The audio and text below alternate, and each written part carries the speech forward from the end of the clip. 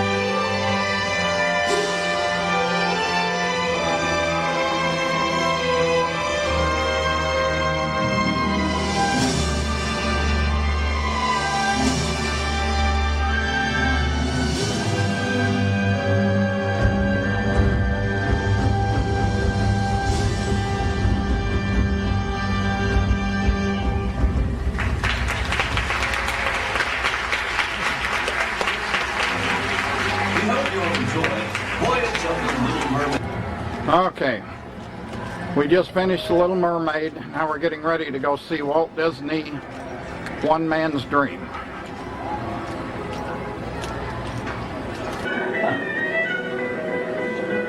Disneyland, that's a good school, isn't it neat?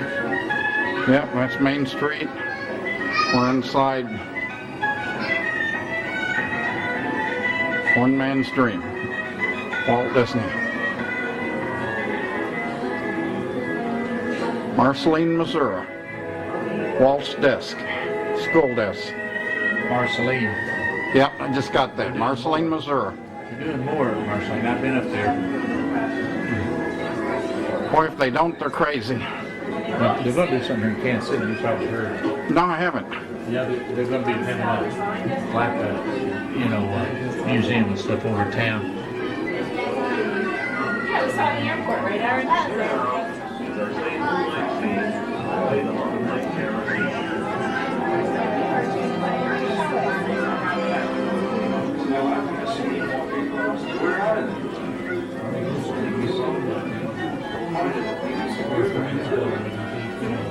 This is the plan for a supercharged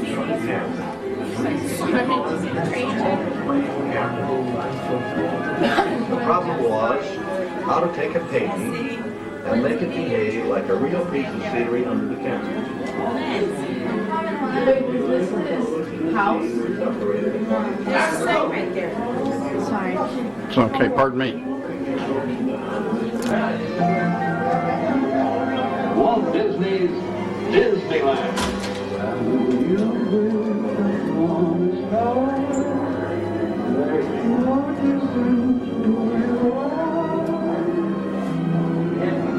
Each week as you enter this land, one of these many rooms will open. This is Walt Disney's office. Frontierland.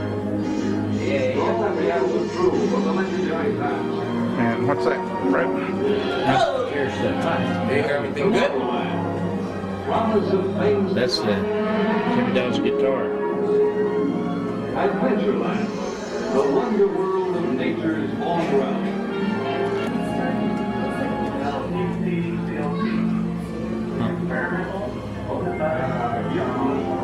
Walt Disney Disneyland. Move Disney. Speaking for myself and the entire Disney organization, we're ready to go right now. Mary Poppins costume. A broadcasting booth.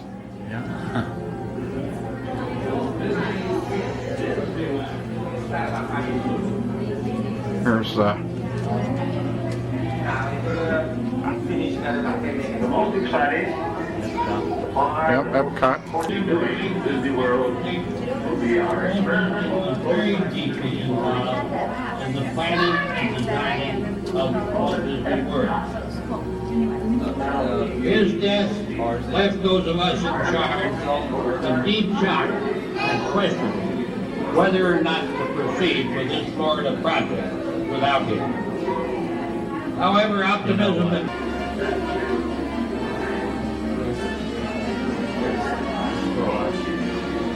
after his death in December 1953, Walt Disney was very deeply involved in the planning and designing of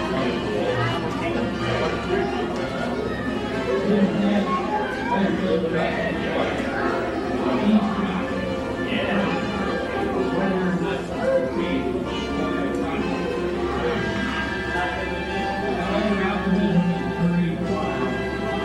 Now, 5 years In just 10 minutes, you'll be seeing fireworks show up at the Walt Disney our motion picture celebrations.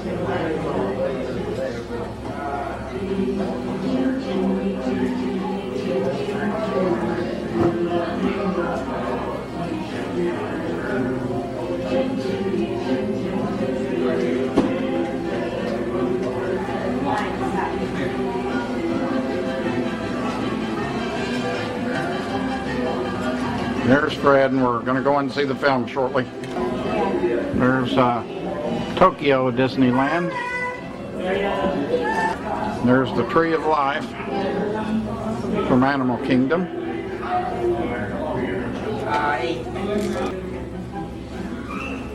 This is California Adventure.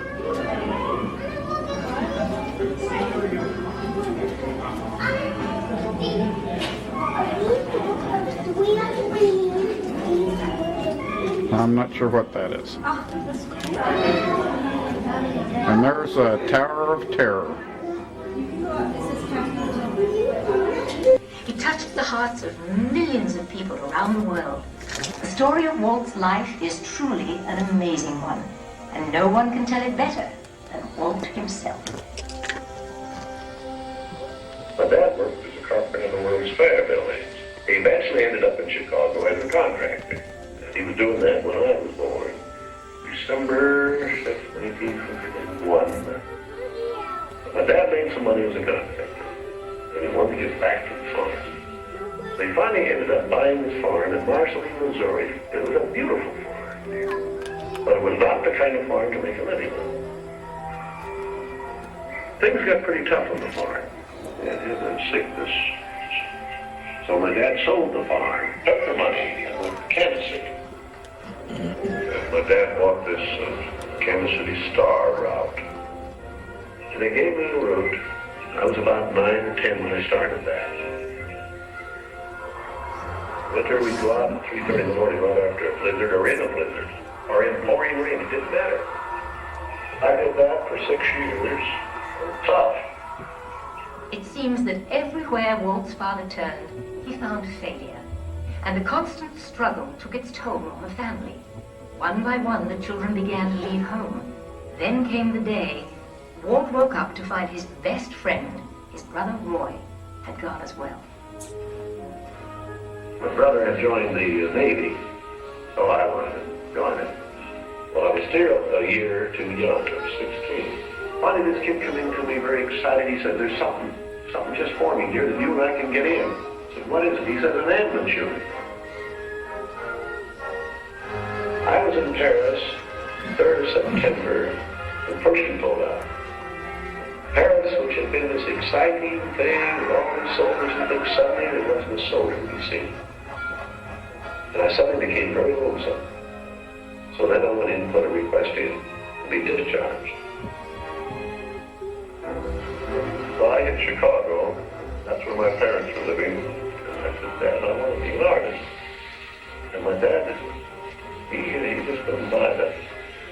So I pulled stakes and moved to Kansas City. Roy was in Kansas City working at a bank. One of the fellows working with Roy said, say, I have a couple of friends that have an art shop. So I went up with these samples, and there were all these corny things I'd done in France. Well, my gosh, they hired me. I mean, right on the spot. So I took the camera home, and then I started experimenting. Oh, man. So then I went into this Kansas City Film Center. So that was where I got started in the animation business. So I was thinking if I had something with a novel twist, I might crack the market. But I still couldn't get anywhere with it. I failed. I learned a lot out of that. And I think it's important to have a good hard failure when you I packed all my worldly goods in a cardboard suitcase. I went to Hollywood. Arriving there with just $40 in my pocket from my Kansas City ventures. Now my brother Roy was already in Los Angeles. Both of us were unemployed. We solved the problem by going into business for ourselves. We established the first animated cartoon studio in Hollywood. Walt's dream was finally coming true. He had his first commercial success, Oswald the Lucky Rabbit. And Walt himself was lucky enough to marry the girl of his dreams, Lillian, a pretty ink and paint girl who worked at his studio. Then he was dealt a tough blow. On a trip to New York City, he learned that through a contract loophole, he had lost ownership of Oswald. And to make matters worse, the distributor had signed away all of Walt's artists. Devastated, he headed back home to California. But something happened along the way that would change his world forever. Mickey Mouse came into our life. He popped out of my mind onto a drawing pad on a train ride from Manhattan to Hollywood at a time when the business fortunes of my brother Roy and myself were at lowest ebb and disaster seemed right around the corner. His first actual screen appearance was at the Old Colony Theater in New York in Steamboat Willie. He was the first cartoon character to stress personality, and I thought of him from the first as a distinct individual. I did the voice. Hang on, pal. Here we go.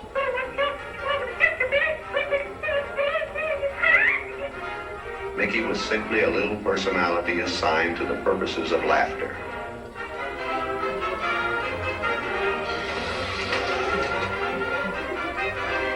Mickey fitted the need exactly. He brought in the money which saved the day. He enabled us to explore our medium, and he paved the way for our more elaborate screen ventures. By nature, I'm an experimenter, so I had another idea which was plaguing my brain. It was the Silly Symphonies. It was a series without a central character. Every one was a new type of subject to give us something to reach out and accomplish something different.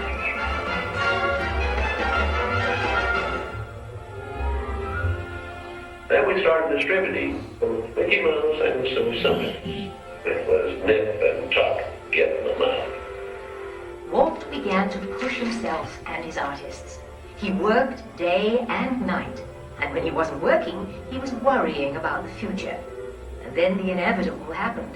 In 1931, he suffered what he called a heck of a breakdown. So he took Lillian on the first vacation they had ever had. By the time he got back, he was a new man and ready to get back to work.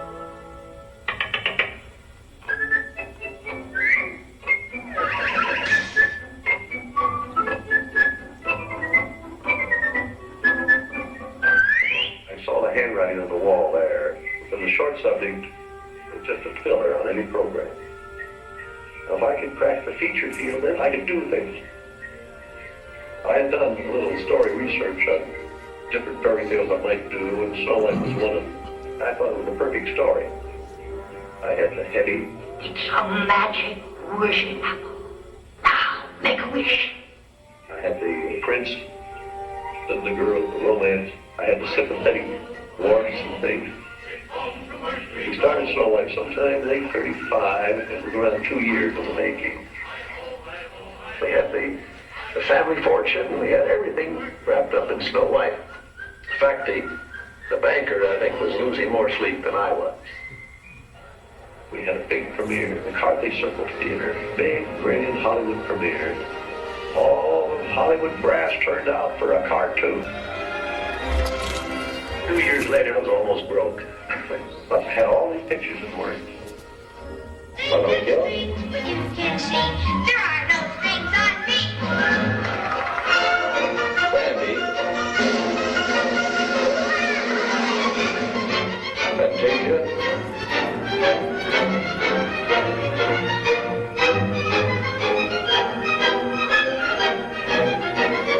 That was when the war came. The whole world was collapsing then. So many of my boys went to service. So I just practically stopped my feature production. That's all I could do. But after the war, there was quite a problem picking up the pieces. I knew that diversifying in the business would be the salvation of it. So I tried various things on the cartoon. And I thought if I could get into the live ambulance, there's things I could do. Stand by inches.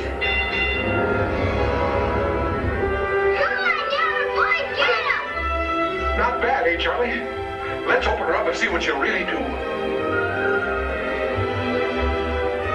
I wanted to look different types of things that I could say I could fall on my nose. One of these pictures, but I had another one right behind it that would hit.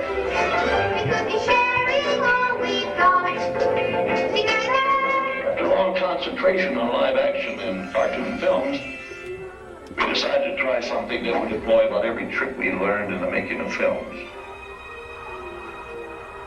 Take a look. We would combine cartoon and live action in an enormous fantasy, Mary Poppins.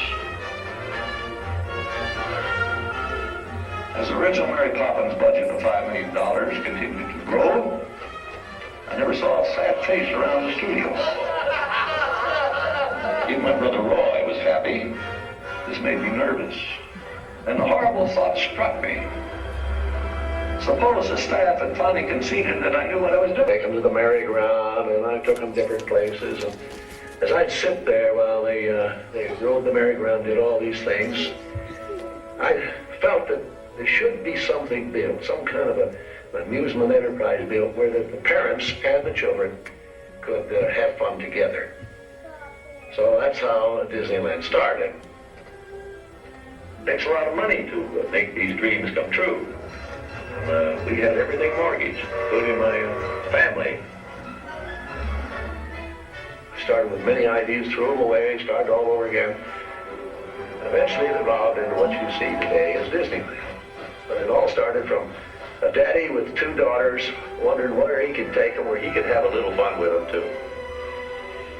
Park means a lot to me in that something that will never be finished, something that I can keep developing and adding to. Not only can I add things, but even the trees will keep growing. The thing will get more beautiful every year. And I knew that if I did anything like the park, I had to have some kind of a medium like television to let the people know about it. The world is a carousel of color. And here to hold all of the ideas and plans we could possibly imagine.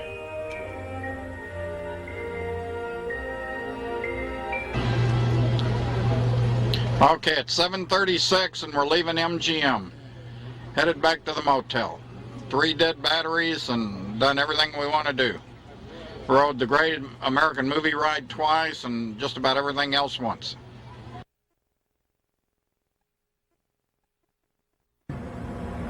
It's 8:10. There's our room. Our room number, 210. And we're getting ready to head out. Gonna run by Mickey D's again. I'm gonna grab a burrito. Not sure about Fred. There's our car that's never had the top down. And the neighborhood around our motel. There's our neighbor saying hi. Hello. As you can see over the trees there, that's the Old Town Towers.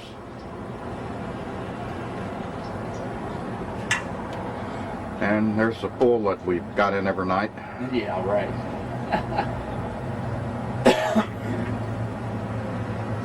We're getting ready to head out. Well, we're getting ready to have our every morning breakfast. I have 2 burritos. Fred had a burrito the first morning and then egg biscuits. And for the first time since we've been here, we've got a line of cars. And actually we're closer now than we were. We were at the edge of the building when we first got in line. But it's the first time we've actually had to wait on anybody. Usually we just drive right through here. Getting our breakfast and then heading for the park. McDonald's every morning. 9:12. Fred's trading pins already. We've suffered through a broken down trolley and a boatload unloading, but we made it in. 9:12. It's been quite a morning so far. Our monorail broke down just before we got on it. They transferred us to a second one, which made 2 long stops at resorts with nobody getting on or off because it was packed. And then we just barely beat a boat unloading. So we did okay. There goes the horse and the buggy. We're going down Main Street. We're headed for Pirates, I think, aren't we? Yes.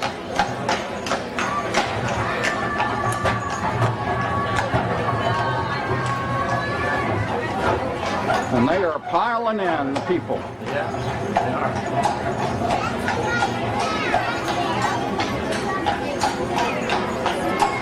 And when I get out where I can show you, I'm going to show you something you don't see very often. And that's signs of construction here.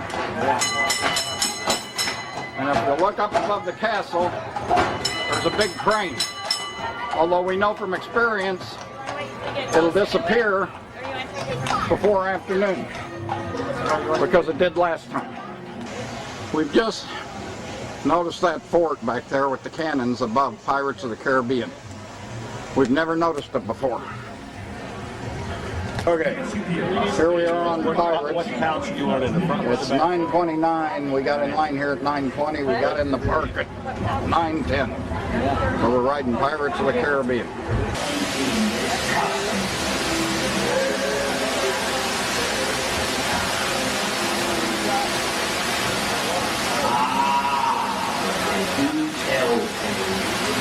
So says I, David Jones.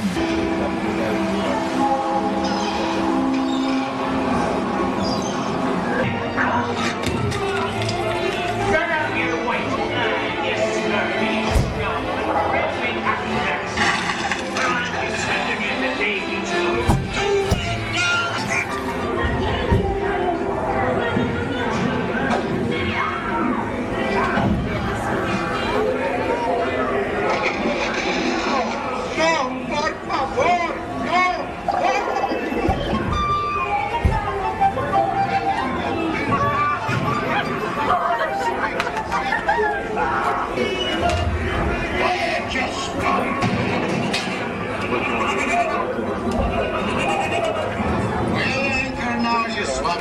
What be I offered for this winsome wench? Stout-hearted and cordial. Order by the pound. The key to the treasure. Easy. Here I be, holding the treasure map and the key as well. What I wouldn't give.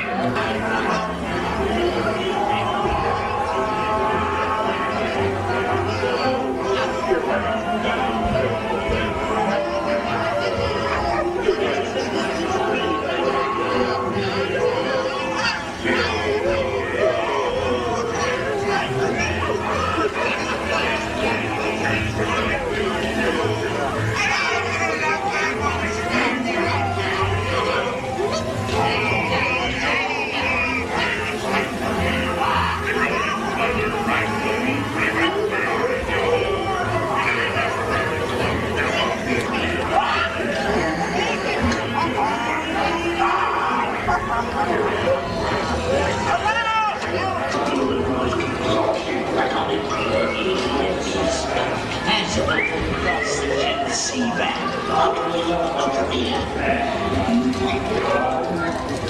it's many a shiny reward, as a drink out of the yo-ho.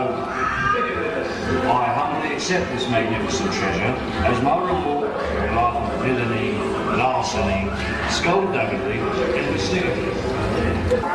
Okay, there's the bobblehead I bought. That's my souvenir.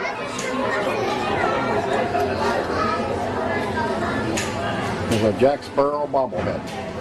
Okay, we're having a terrible day. So far our monorail was broke coming in, and now the Haunted Kingdom's broke. It's shut down. Hopefully they'll get it going again. And yesterday the movie ride was broke, so we'll see what happens. Okay, it's 10 o'clock. We couldn't do the Haunted Mansion because it was broke. Now we're going to do the Wild Flight of Peter Pan. Now we're going to do Peter Pan's thing. Here we are on Peter Pan's Wild Flight again. I'm not going to get the whole thing, just bits and pieces.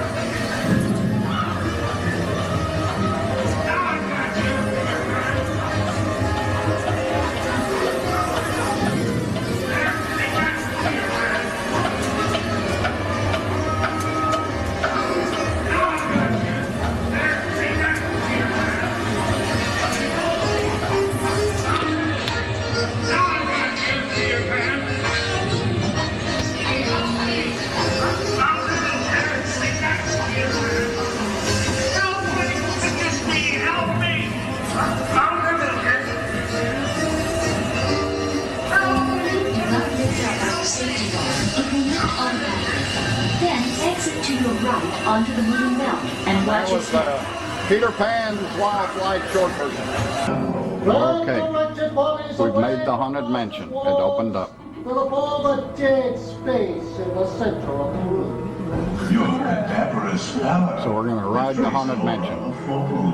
Observation. This chamber has no windows and no doors. Which offers you this chilling challenge to find a way out. Of course, there's always my way.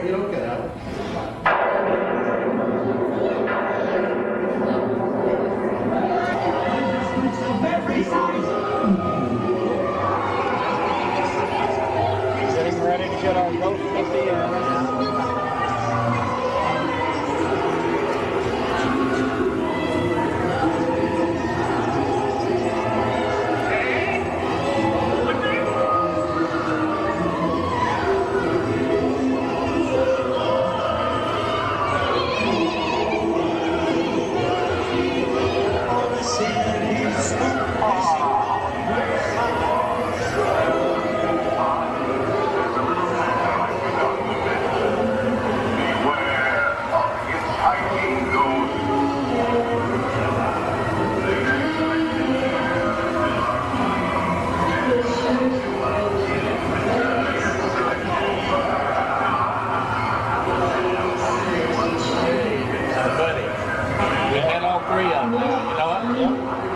with all of them. Well, as Fred said, you ain't gonna believe this, but we're at the Hall of Presidents. We just left the Haunted Mansion, and we were gonna watch Hall of Presidents, and it's shut down with technical difficulties. So maybe it'll get to going later too. We'll just have to see. There goes the boat. Officially it doesn't open till 11, but some people got on and it's leaving, but the front thing's closed. So we just maybe a VIP cruise or something. And since we couldn't go in the Hall of Presidents, we're going to go in the Heritage House.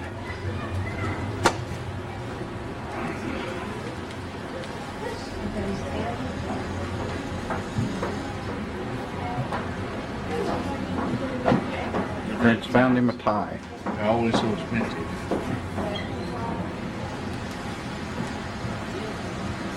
Here's the presidents, a bunch of them.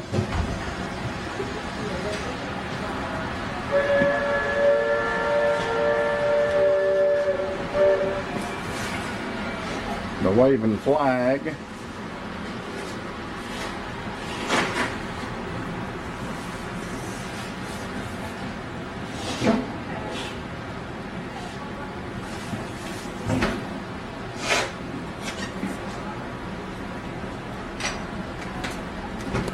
Okay, we're in Liberty Square.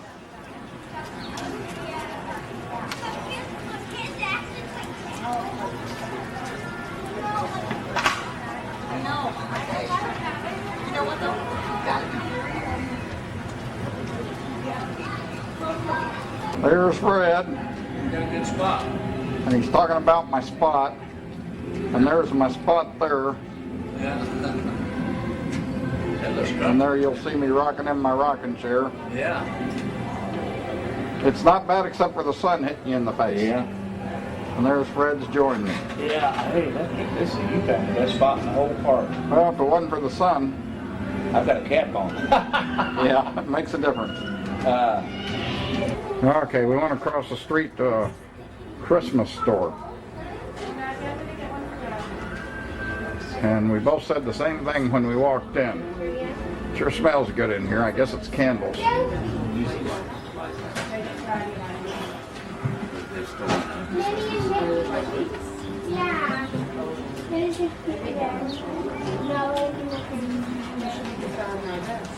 Yeah, that one. Yeah. Got the grave kids or astronauts and things. Yeah. I know that's kind of Christmas music. grandkids and I got to go to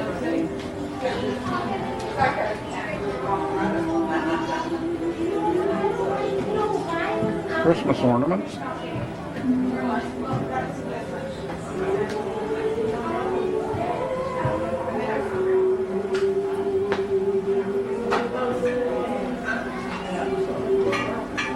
Christmas tree balls.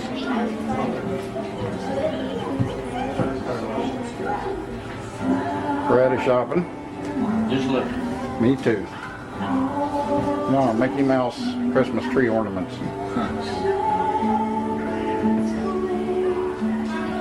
Disney spells out.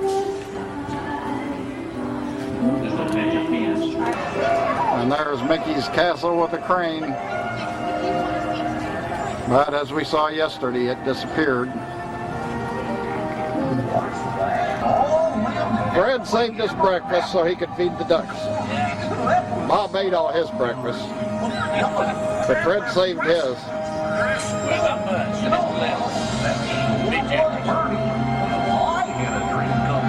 Well, it's a lot better. Did someone say adventure?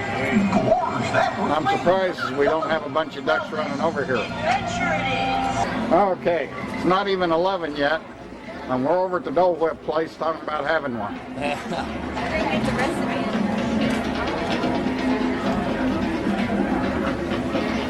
Fresh pineapple spears. And Dole refreshments. And we're going to have a Dole Whip.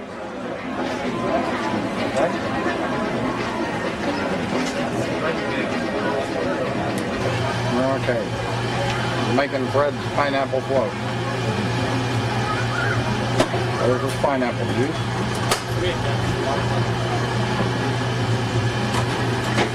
There's his change. There's his ice cream. And that's Fred's pineapple float. Yep. Wow.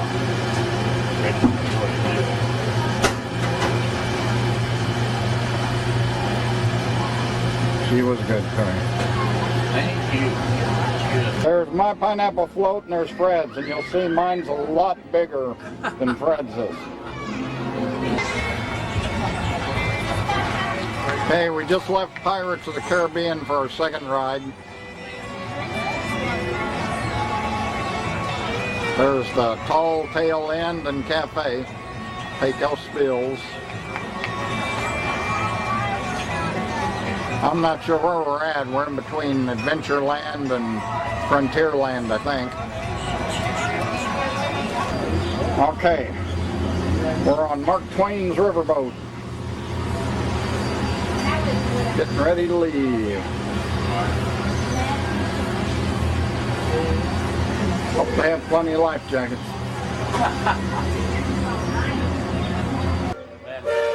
Battlefield Cruise. We're on the riverboat. Secure all cargo. All passengers aboard. Cargo secured. All passengers boarded, sir.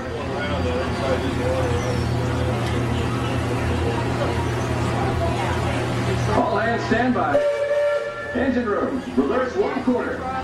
Bowman, cast off bow line. Aye, sir.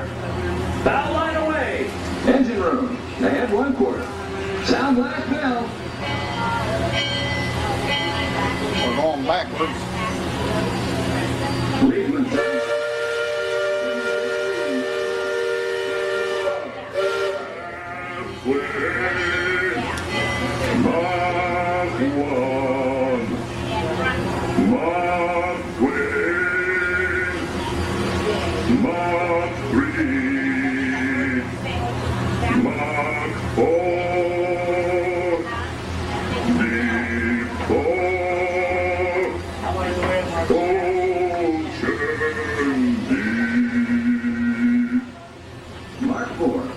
Engine room ahead 3/4. Stand by. Steady as she goes. Captain, welcome aboard the Liberty. I'm your captain, Horace Bixby, and my pilot with me here on the Texas deck is a young cub that goes by the name of Sam Clemens. Hey, he's marking his 100th voyage down the river today with nary a calamity on his watch so far. Sam knows this river like his own backyard. Sam, tell our guests everything you know about this river. Well, now, I always figure it is better to keep your mouth shut and appear stupid than to open it and remove all doubt. But I will tell you this. I love this river more than anything else. I've loved this river even from the time I was a toddler back in Missouri. Before we sitting on those handrails, they're the only thing between you and the river. And the river don't always take kindly to uninvited guests. We've also had reports of river pirates operating in the vicinity, so I wouldn't lean out beyond those rails for that reason either. Now, for those of you on the port side, that river town we're passing is Frontierland. A few years back, it was no more than a boom town carved out of the wilderness by a handful of settlers looking to start a new life. Today, gentility and decorum are running rampant. Oh, it still has its share of footloose trappers, keel boaters, prospectors, and Indians too. But mostly it's flush times and well on its way to becoming a fine big city. Most of the walkways are now made out of wood instead of mud, and the Diamond Horseshoe Saloon now features a musical review along with its other delightful forms of entertainment. Frontierland reminds me some of my own hometown, Hamilton. It takes me back to when I was a barefoot boy growing up alongside the riverbank. You know, it seems to me that when I was young, I could remember everything, whether it happened or not. But as I grow older, I seem to remember only the things that never happened at all. See that peak just beyond around the outskirts of Frontierland? That's Chickapin Hill, or at least it used to be. Dam burst a few years back, and folks been calling it Splash Mountain ever since. Some have even taken a ride and hauled out logs over the big falls. Seems far-fetched, I know, but it's the truth. All my life, it seems I never could tell a lie. You know they had one rafts taking you over to Fox Park. Anybody would believe. I didn't. Believe me when I tell you, truth is the most valuable thing we have. So I make sure I only use it with it comes. I've done it all the time. That island over across the way on the starboard side was my stomping ground when I was young. Exceedingly young. Marvelously young. Young by hundreds of years. Younger than I will ever be again. It's called Tom Sawyer's Island and is named for a friend from my boyhood. Even today, the only way you can get there is by raft. Old man Harper's grain mill is there, back in the woods just off Tom's Landing. And that's Muck Potter's pond and his windmill. We almost hanged Muck once. And that's Huck's Landing. I always did like Huck. He could swear just wonderfully. He and Tom and I spent most of our wild and reckless youth exploring that island. Lots of caves, lots of adventure, if you know where to look. And we all knew where to look. That's Superstition Bridge. It connects the big island to the little one. And if you follow the Wilderness Trail there, it'll lead you right up to the gates of Fort Langhorne. It's the last trading outpost before we head into Indian country.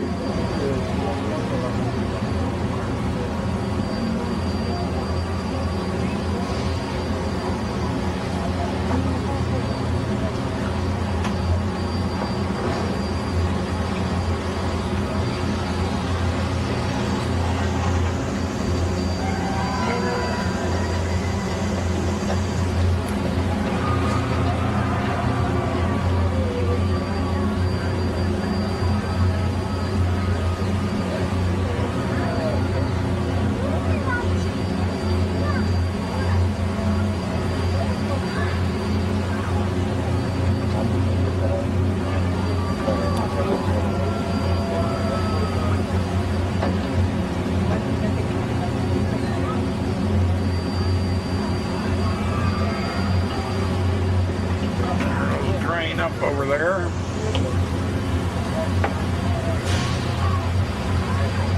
Put off to the port side over.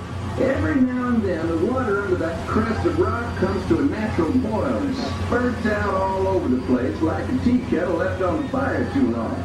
The Indians around here used to tell me these geysers were actually unfriendly spirits, upset by uninvited trespassers traipsing all over their sacred hunting ground.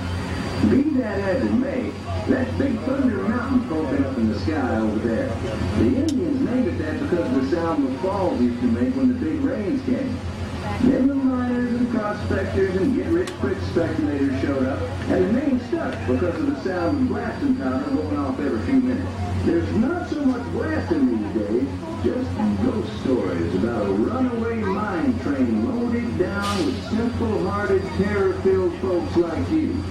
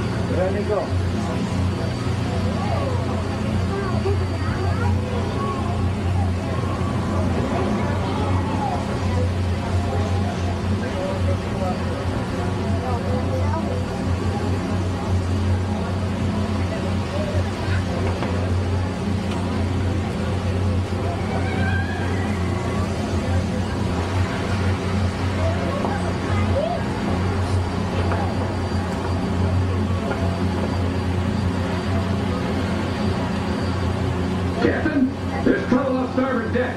Settler's cabin's aflame. Deck watch, stand alert. Aye, aye, sir. Crew, stand ready. Well, Sam, looks like the reports of river pirates out this way are true. Now you can see for yourself what low-down, no-good, mangy varmints they are.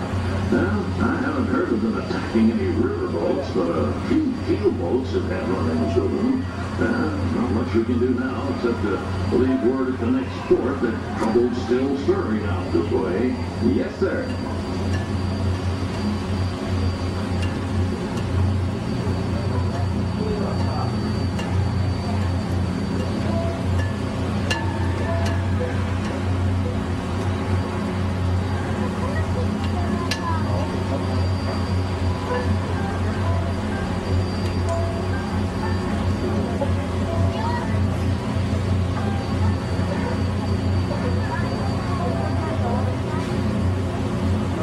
Well, I'll be. Look who's drifted out of the bayou. Off the port, Captain. It's Beacon Joe. Old Beacon's been marking this river for longer than I can remember. Every time the river cuts a new channel, Old Beacon puts out a marker to let us know whether it's safe to travel or not. However, Sam here has been bragging that if push came to shove, he could navigate the Liberty Bell on a heavy dew. Isn't that so, Sam? Well, I was born humble, Captain, but mostly it's worn off.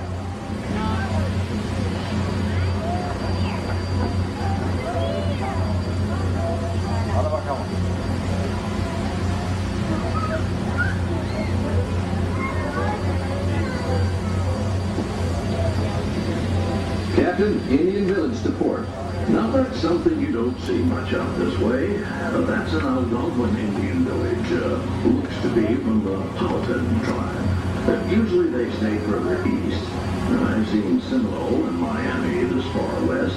And of course Shoshone, Blackfeet, and Crow, but I've never seen Algonquins out here. Lots of game out this way. I've seen moose and deer and plenty of other critters along the shoreline. Could be why the Powhatans are out this far. Just following the food trail.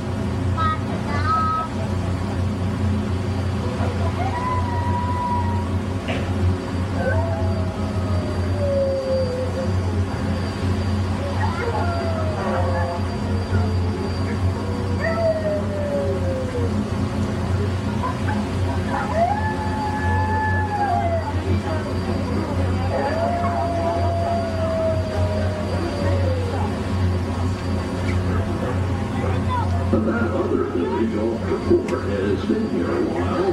Most of the Indians along the river don't quite know what to make of our steamboat. They call it Delaware, which means fire canoe, because of the smoke and sparks pouring out of our topstack. The first time we passed this way, they thought it was the return of one of their heavenly messengers. They said our riverboat was a comet of the sun. Just beyond the village, up that hill, is their sacred burial ground. And those who fall in battle are placed atop the traditional bed of death. Sneezed and dropped the camera. Will return to mourn the great warriors who brought honor to the tribe.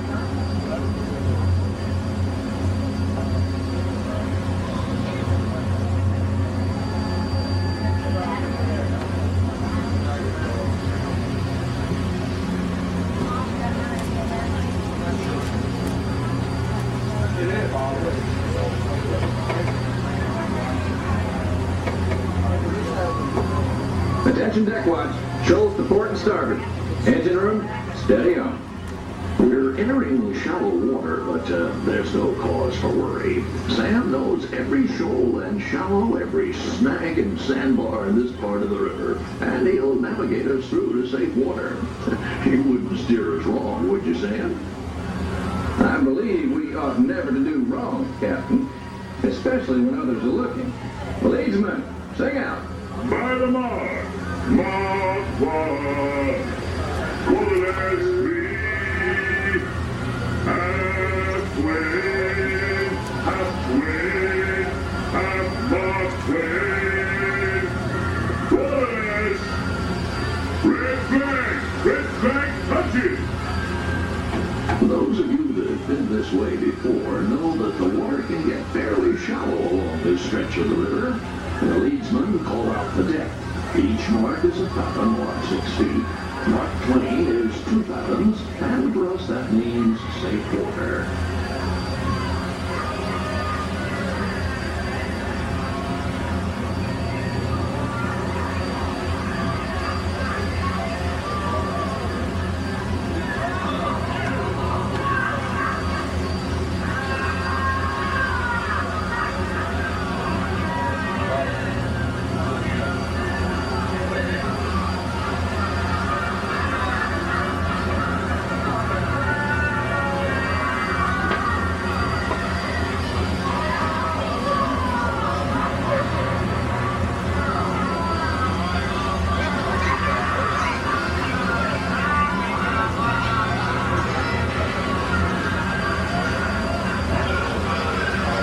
We're passing Cutthroat Corner.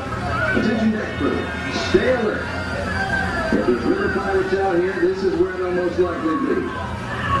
Well, I can hear them from here. But from all the commotion, it sounds like their interests lie elsewhere.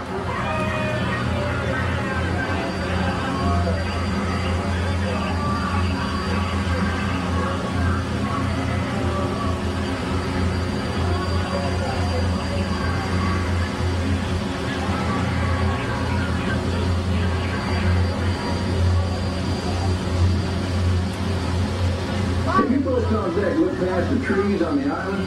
That's Fort Langhorne. Most of these old forts started out as trading posts. Then as settlers started heading west, the army came in and took them over. My feeling is, these days, there's a lot less frontier and a lot more civilization than is truly necessary.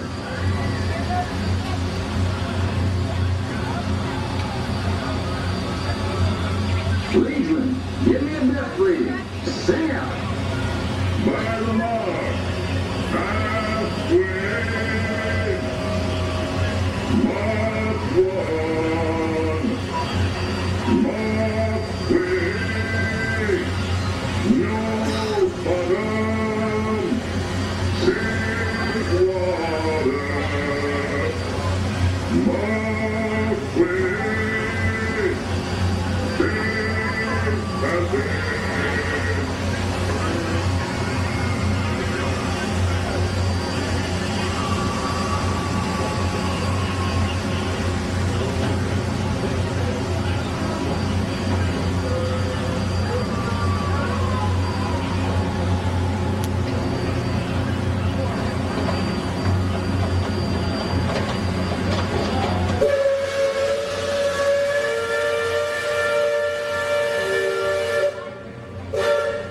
Howling Dog Bend.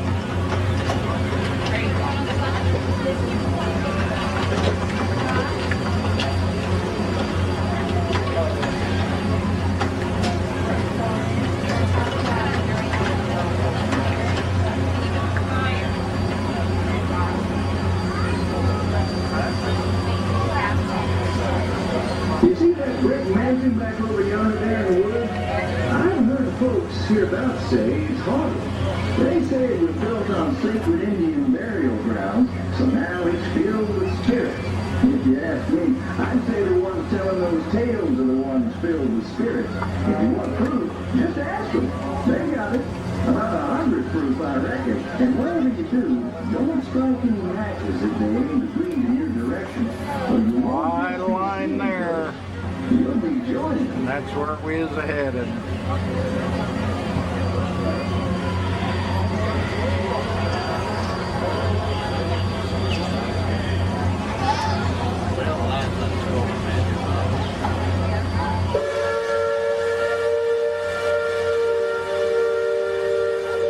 It'll move quick.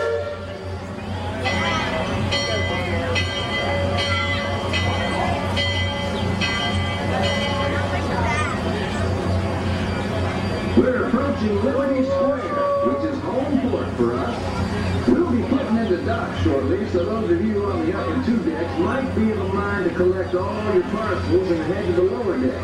If you got youngins, you'll want to take them in hand before they get out of hand. On behalf of the captain, myself, and the crew, thanks for flying the waterways with us. Okay, we've done the riverboat, just did the riverboat. We've done Pirates twice, and we're on our line for the second Haunted Mansion. Not too bad, not bad. I thought it'd be.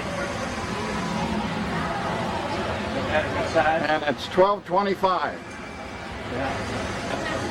There it is, the Haunted Mansion. We're getting ready to go through it. And if she'll do it for us, her eyes opens and shuts. That's supposed to be vitamin Leota that's in that crystal ball in there. Let me know if it does it so I know I got it.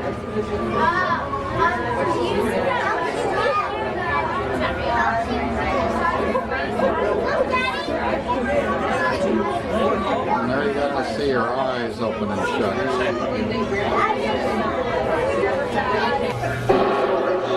Just a moment.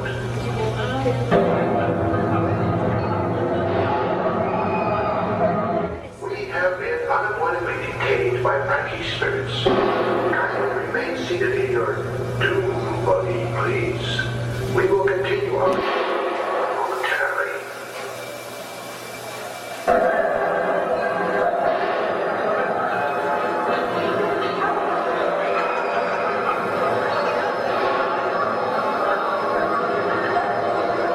Spooks have interrupted our tour. Please remain seated in your doom buggy. We will proceed in just a moment.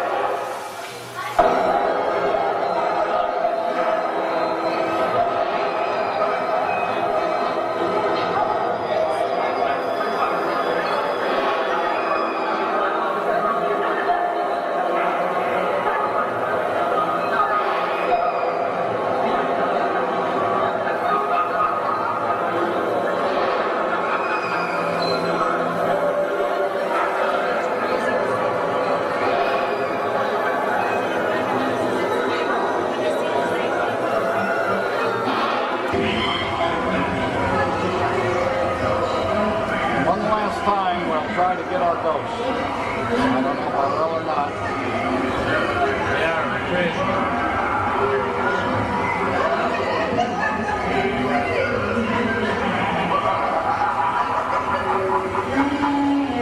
Don't know if I got that or not. This is what, fifth time through?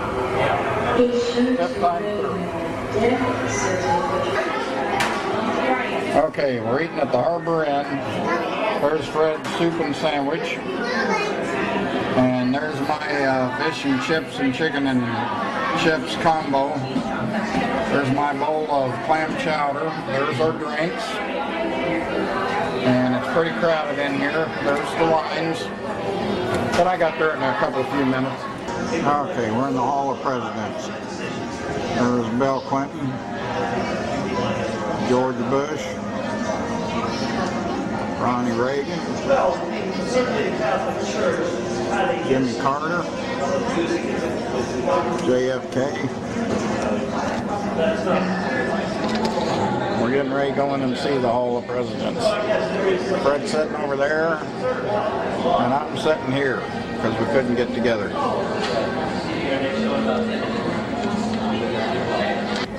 Princess.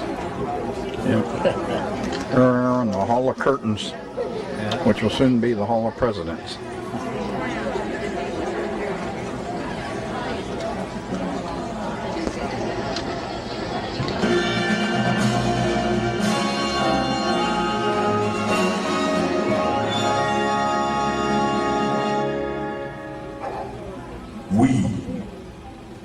We the people. We hold these truths to be self-evident, that all men are created equal, that they are endowed by their Creator with certain unalienable rights, that among these are life, liberty, and the pursuit of happiness. With these words from the Declaration of Independence, we define ourselves as a nation. These few words embody the American dream. Without that dream, we would not be Americans.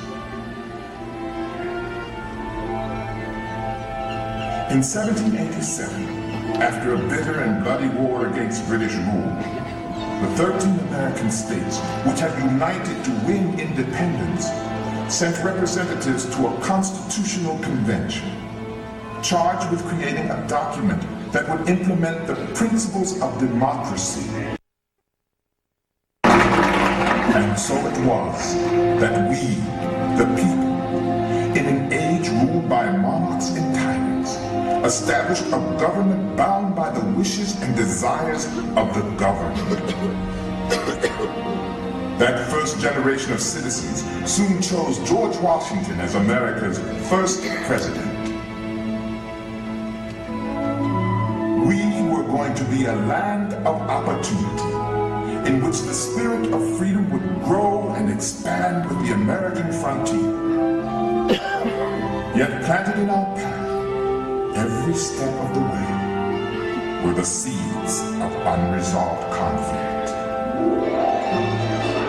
The federal government's tariff is hereby declared null, void, and no law in the state of South Carolina. Hear, hear. We must protect our right to slave. You're right. If we do not stop such intrusion, federal laws will one day extend to all trade in the South. We should have done. Keep up the action. But Americans have always had a gift for summoning leaders equal to the deadliest crisis. And one of them was President Andrew Jackson. Brilliant, rough-hewn, courageous. There's nothing that I shudder at more than the idea of separation of this union. I tell you, if a single drop of blood be shed in defiance of the laws of the United States, I will hang the first man I can get my hands on to the first tree I can find. In the end, the conflict would not be averted by words, by threats, by compromise, or by laws, though many good men and women struggled to settle it in those ways. One of them was a humble, plain-spoken citizen, a self-taught lawyer named Abraham Lincoln. I tell you that this doctrine of Lincoln's declaring that all men are made equal by the Declaration of Independence and by divine providence is a monstrous heresy. He's a know-nothing. You tell him. My fellow citizens, I believe this government cannot endure permanently half slave and half free.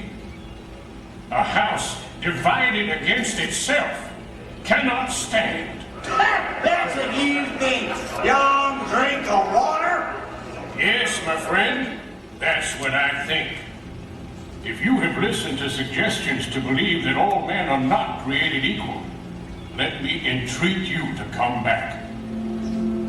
If the Declaration of Independence is not the truth, let us get the statute book in which we find it and tear it out. Who is so bold to do it? No one! I won't. Not I! If it is not true, let us tear it out. Never! Let us stick to it then. Let us stand firmly by it. Abraham Lincoln lost that election in 1858, but in losing, he won. For the people did not forget this impassioned man from the prairie who could not bring himself to violate the essential justice of the American dream. 2 years later, they sent him to the White House. By then, the time for reasonable words had passed.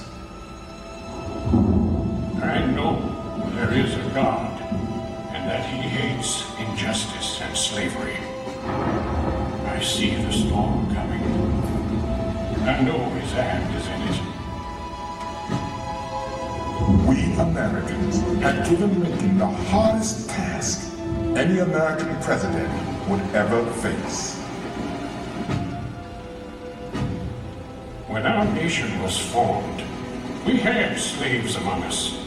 Yet that does not destroy the principle that is the charter of our liberties. Now is the time for decision, for firm, persistent, resolute action. I shall act as I deem best calculated to make America the union of hearts and hands as well as states. I wish to do justice to all.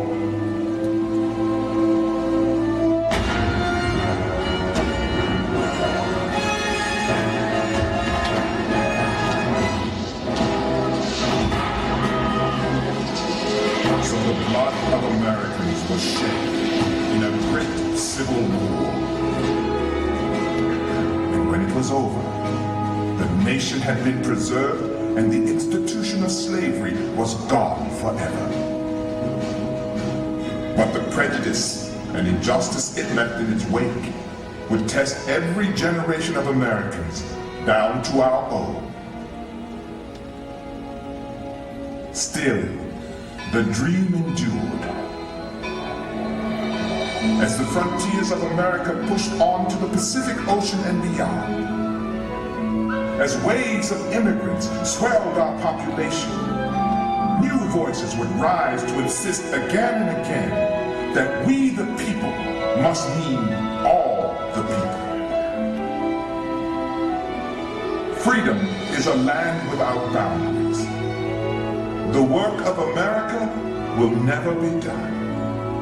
Each new generation will be asked to discover the part it must play. And each new generation will leave unfinished tasks for the generations that follow.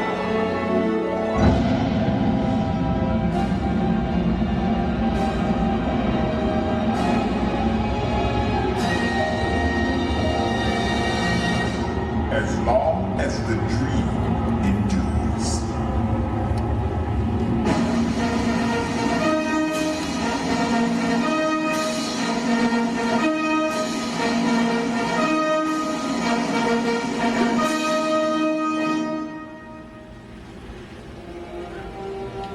In this Hall of Presidents, we look upon a mirror of ourselves. The leaders we have chosen to safeguard our rights and our ideals, to imagine the future and to embrace its challenges. Ladies and gentlemen, the Presidents of the United States. George Washington, John Adams, Thomas Jefferson, James Madison, James Monroe, John Quincy Adams, Andrew Jackson, Martin Van Buren, William Henry Harrison, John Tyler, James K. Polk, Zachary Taylor, Millard Fillmore, Franklin Pierce, James Buchanan, Abraham Lincoln, Andrew Johnson, Ulysses S. Grant, Rutherford B. Hayes, James A. Garfield, Chester A. Arthur, Grover Cleveland, Benjamin Harrison, William McKinley, Theodore Roosevelt, William H. Taft, Woodrow Wilson, Warren G. Harding, Calvin Coolidge, Herbert Hoover, Franklin D. Roosevelt, Harry S. Truman, Dwight D. Eisenhower, John F. Kennedy, Lyndon B. Johnson, Richard M. Nixon, Gerald R. Ford, Jimmy Carter, Ronald Reagan, Bush, Bill Clinton, and the current President of the United States, George W. Bush.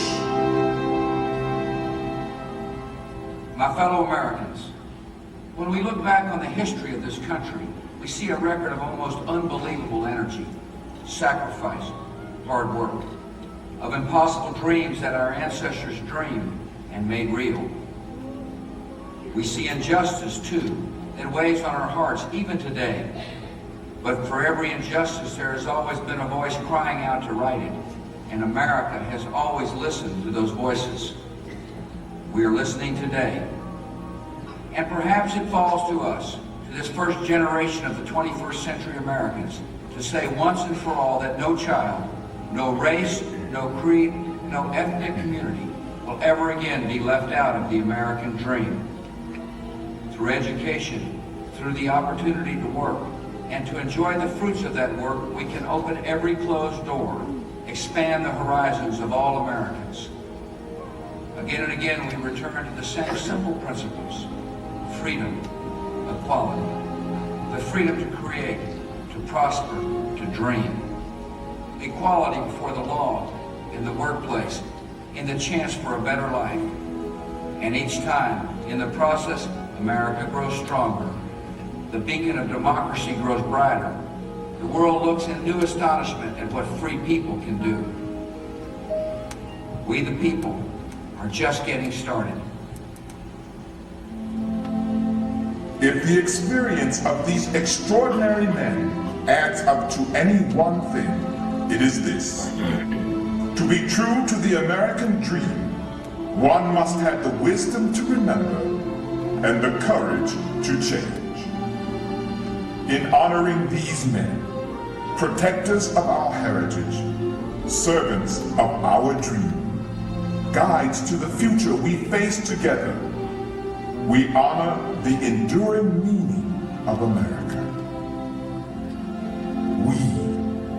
We the people, hear in their voices the voice of our own hearts. President Abraham Lincoln.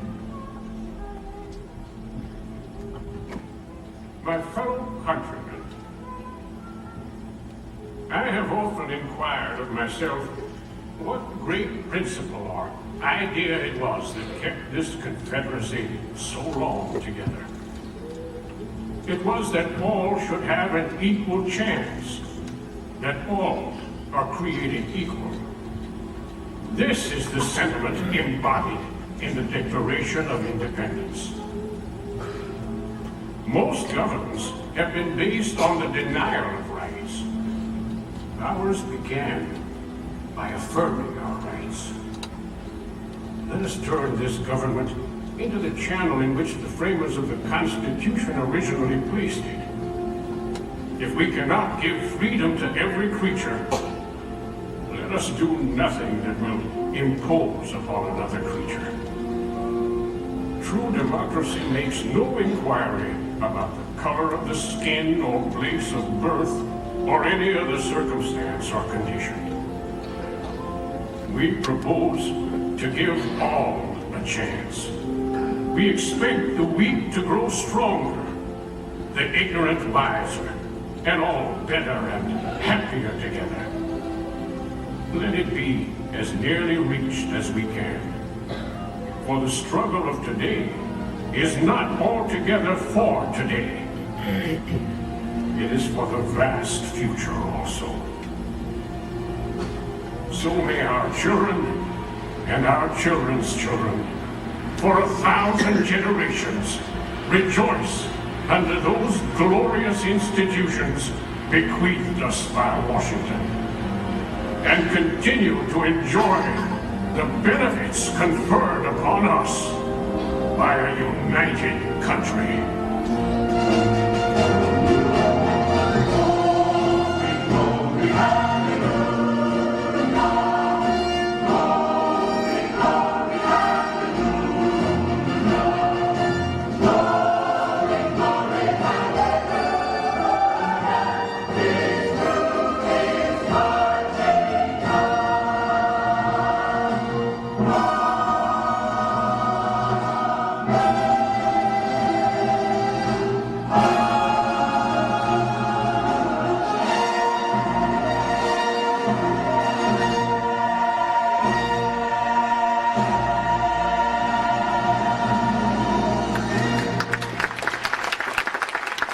Okay. We just finished Hall of Presidents, and guess where we're at? Yeah. And it's the longest line we've seen since we've been here. But we decided to do it anyway. This will make 3 times today. And be a good way to end up this area of the park.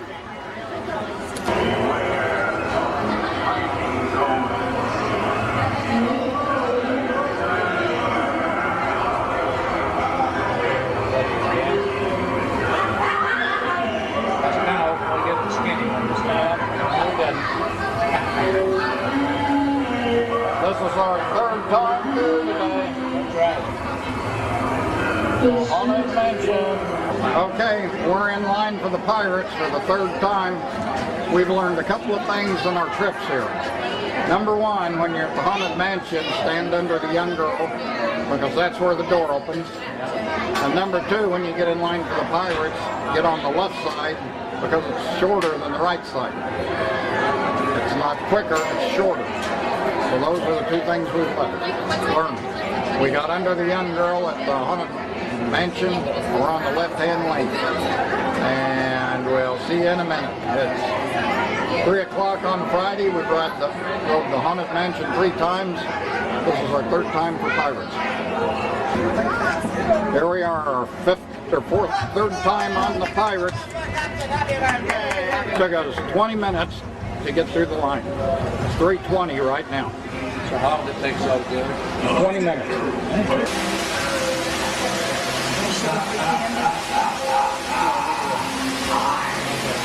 Tails that look into the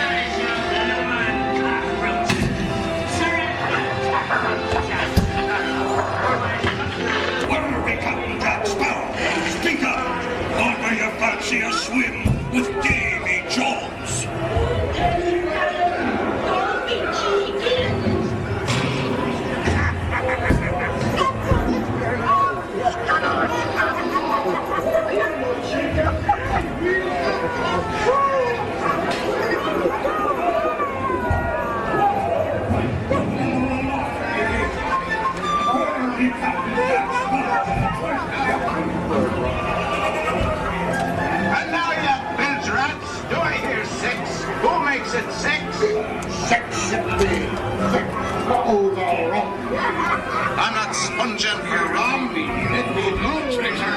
Taxpayers' fees. Many years down, tis gonna be me what's got the goods. Keep still.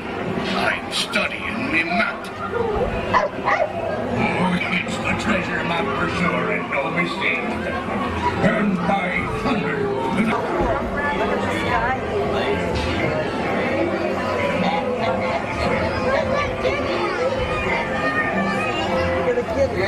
Kitty.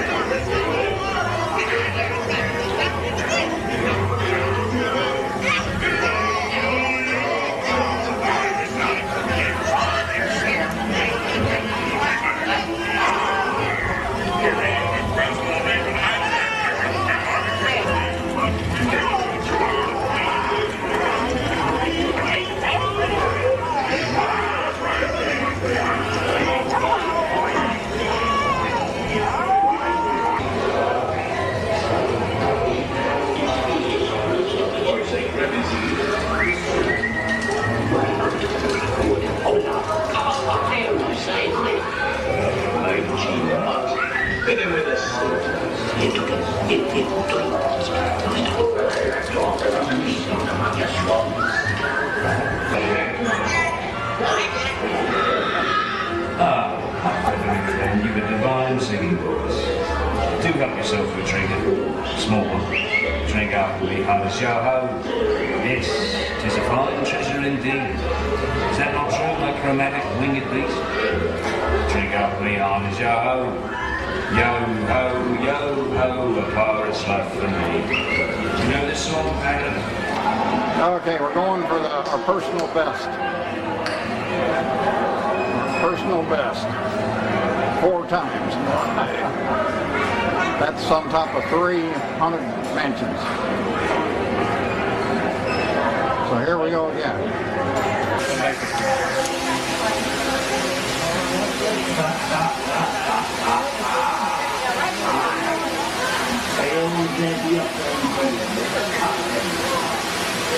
This is time number 4 today. 7 on the prep. Okay, this is number 4. 4 pirates, 4 haunted mansions, 7 each for the week. We're doing it again. Each time the line gets a little bit longer. Last time it was 20. I'm going to guess 25 this time, or 30. That's what we've learned. You head for the young girl. Head for the young girl and see what happens. As big as that line was, we're at 18 minutes right now and we're getting on. So it works out really, really good.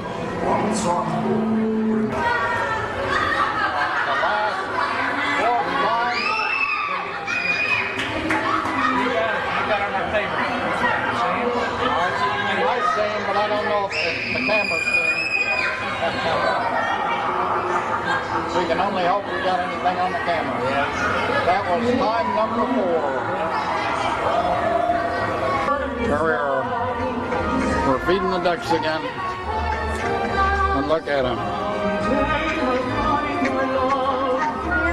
There's a piece on this side.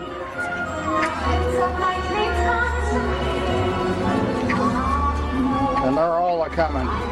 The birds flew in, the ducks come in. And he's saying, where's mine? Where's mine? That was my crush from lunch. That was your what? Dad wanted to come over and see the Walt Disney Mickey statue.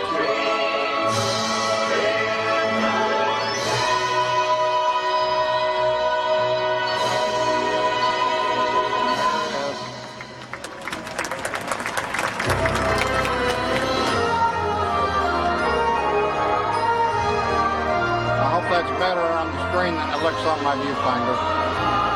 And they all lived happily ever after. Gosh, that was so... In the background, there's the castle. Here we are on Main Street.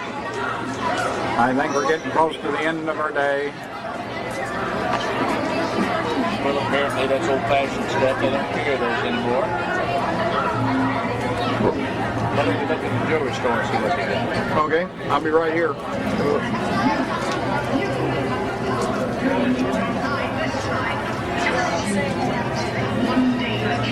Fred was admiring all these statues. Yeah. There's a flag.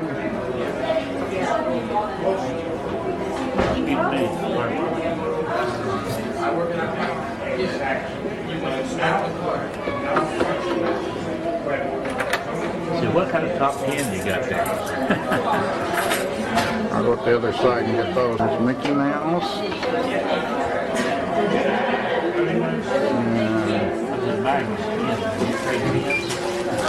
you have a chance, all right.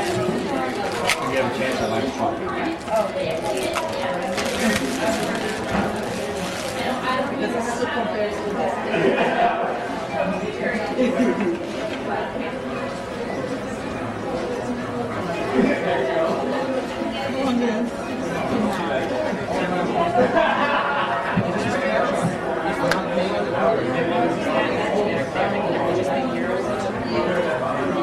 And here's a bunch of little ones sealed.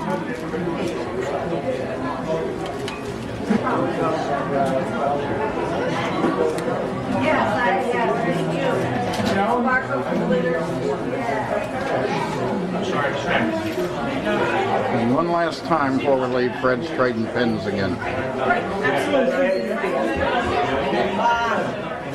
Fred got that pin.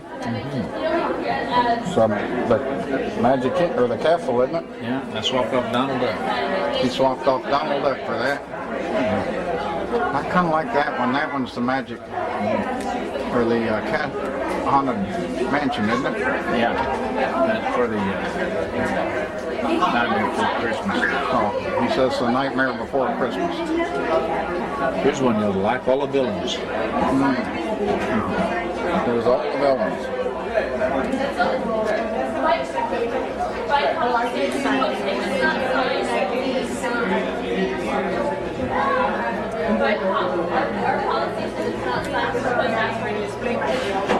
I'm sorry that other people haven't either told you that or asked for any while you've been using the card, but yes.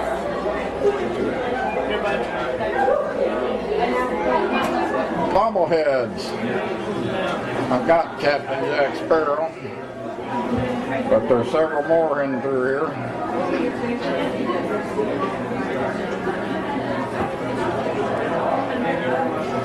More neat stuff over there. Porcelain figurettes and figurines.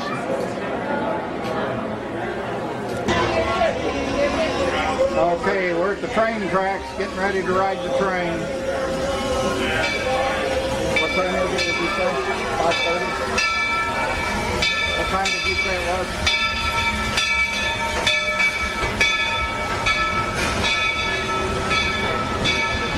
Oh, Fred, it's surprisingly full.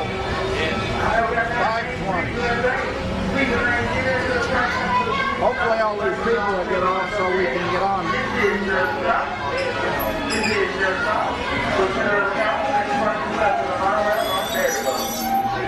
Watch your children. Okay. We're headed out on the train. And there is the sunset. Sunset over Walt Disney World.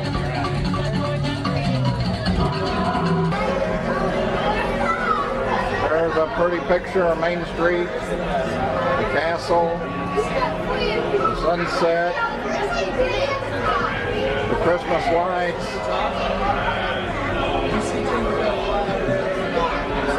So we're going to ride the train around one more time at least. Probably that's all.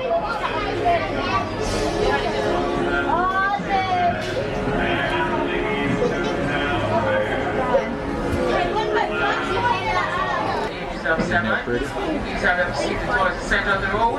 don't like the picture of the pink and the cloud. Yeah, that's pretty.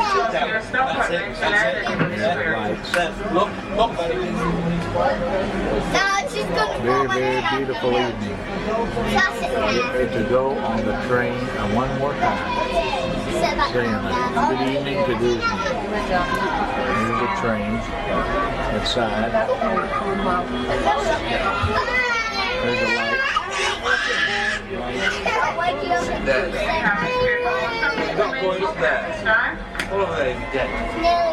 Getting ready to start. I'm going to turn this back over to Bob. Let him get what he wants. Welcome aboard the Walt Disney World Railroad. We're now beginning a grand circle tour around the Magic Kingdom with stops at Frontierland and Mickey's Toontown Fair. For your safety, please remain seated, keeping your hands, arms, feet, and legs inside the train. That was Main Street. Watch your children. Para su seguridad, permanezca sentado y mantenga las manos. Okay, it's about 6:30, 6:28 I think. Fred and I's getting ready to leave. We're taking our last look at Main Street. You know, I thought of something else to do. What's that? Look to your right. Fred wants to squeeze this out before we go. Milestones and animation. So we're going to go over and check that out. And then one last look at Main Street.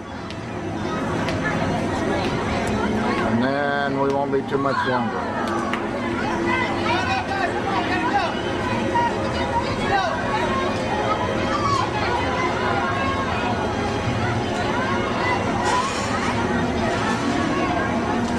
got a coupon. Okay, we're getting ready to eat at Ponderosa Steakhouse. You'd never believe that, would you? Ponderosa Steakhouse. You know which one you want, Fred? Yeah. I want the... Ponderosa Steakhouse. You'd never believe that, would you? Ponderosa Steakhouse. You know which one you want, Fred? Yeah. I want the... It starts out at $9.99 and it works over to $14.99. This is the Ponderosa buffet in Florida.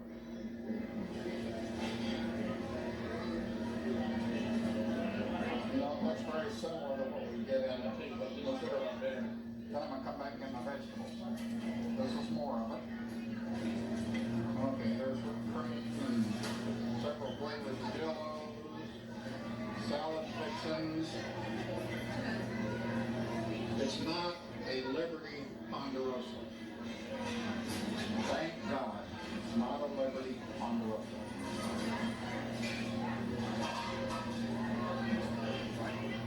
Not my lunch. I will have to get them to say, hey, you'll compare yours to...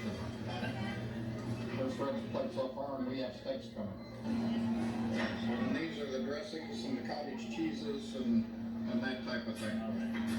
So thank God for $9.99 we didn't get in Liberty Ponderosa. And there's chocolate cake and banana bread and brownies and more chocolate cake and more brownies, and we've got ice cream and dessert bar. Okay, we got a couple of steaks, a couple of baked potatoes, or let's see, they were out of baked potatoes, weren't they? So we got a couple of french fries, and Fred's putting some ketchup or something on his, and I'm gonna go get some veggies and some new red potatoes to go with mine, or roasted red potatoes. There's our dessert, that's pudding and whipped cream, it looks like. Kind of whipped cream. Ice cream, I've got a couple of cakes I'm gonna check out, and chocolate ice cream with caramel and nuts on top. There's the Ponderosa we ate at. It was a lot better than Liberty's, but it was still a Ponderosa. Okay, it's 10:40, 2 hours for a flight. We're in the B section of Orlando Airport. We've made it through security and checked in. And now we're just waiting. Waiting for our flight.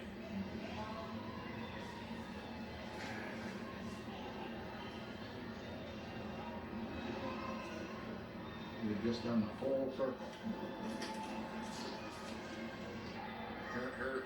Here's me. And there's Fred.